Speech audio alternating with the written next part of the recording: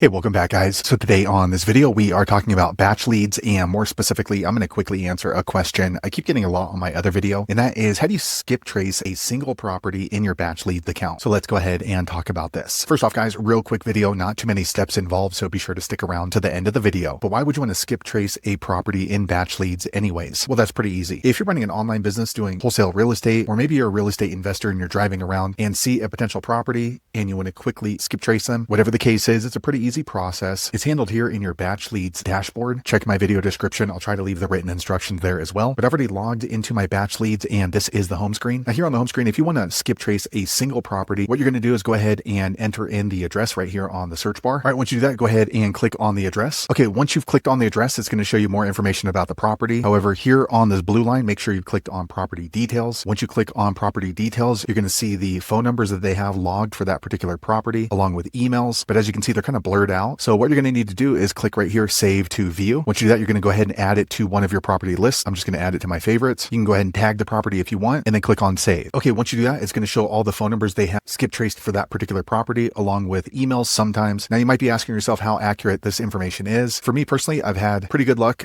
Usually you're going to have to go through all the numbers that have been skip traced right here. And if you're really motivated, you can go ahead and email them right here. But overall, it's a pretty easy process because you can skip trace right inside of batch leads in the dashboard. So there you have it, guys. If you're wondering how to skip trace a single property in your batch leads account, that's the easiest way I know how to do it. If you know an easier way, be sure to leave a comment below. Let the rest of us know how you did it. Hopefully you found that video useful. If so, click thumbs up or maybe consider subscribing to my channel, and I hope to see you on the next video. Thanks again for watching.